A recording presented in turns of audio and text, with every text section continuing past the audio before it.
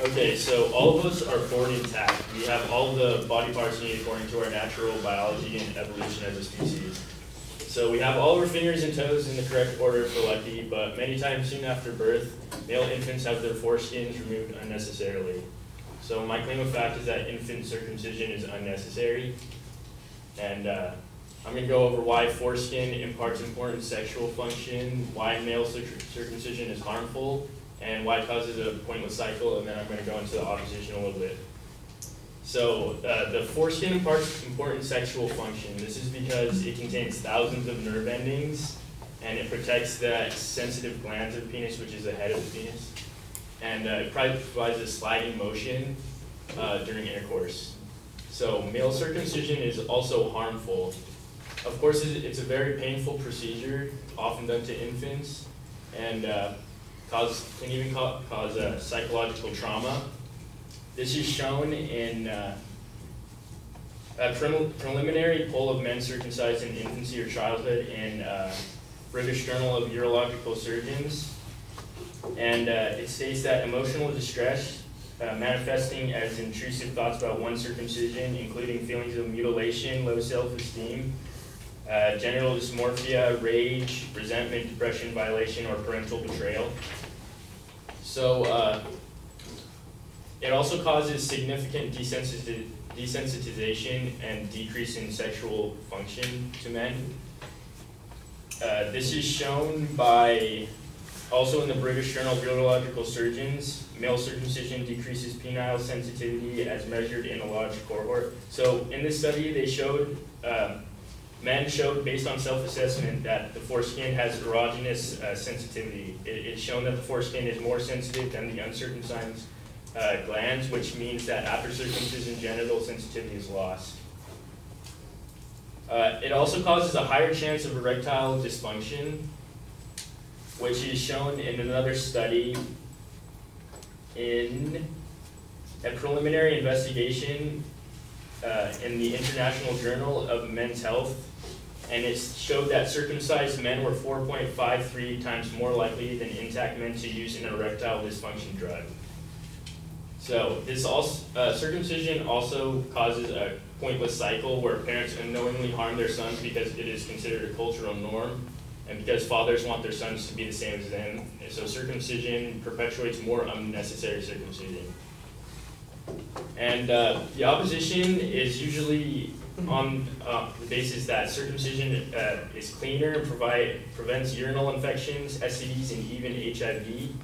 But these studies are actually countered in the male circumcision and HIV prevention, and insufficient evidence and neglected externality in the American Journal of Preventive Medicine.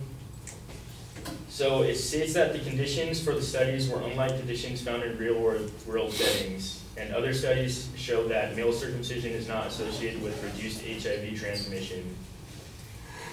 And that's it.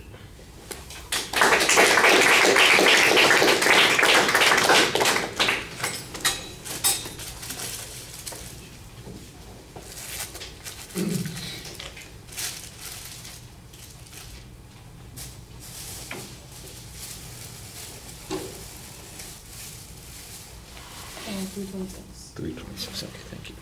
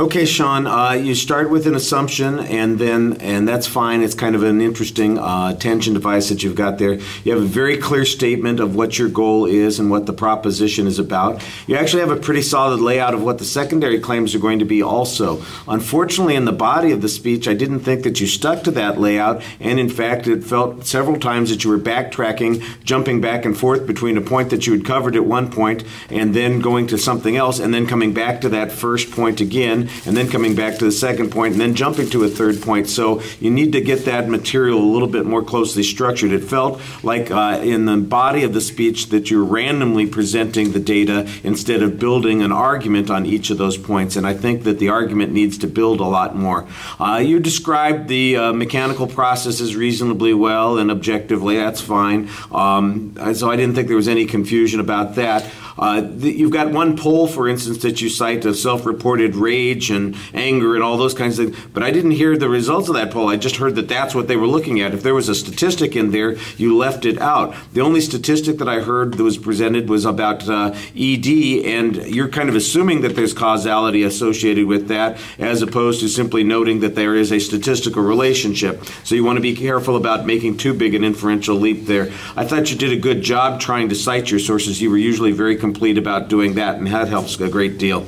Obviously, you have a lot of extra time too, and so I think that it would have been easy for you to maybe, as you're presenting all of that information, show how it's building to support those particular conclusions. And like I said, the organizational thing, that I think was a little bit problematic, and that undermines the argument too. We know the general idea that you've got.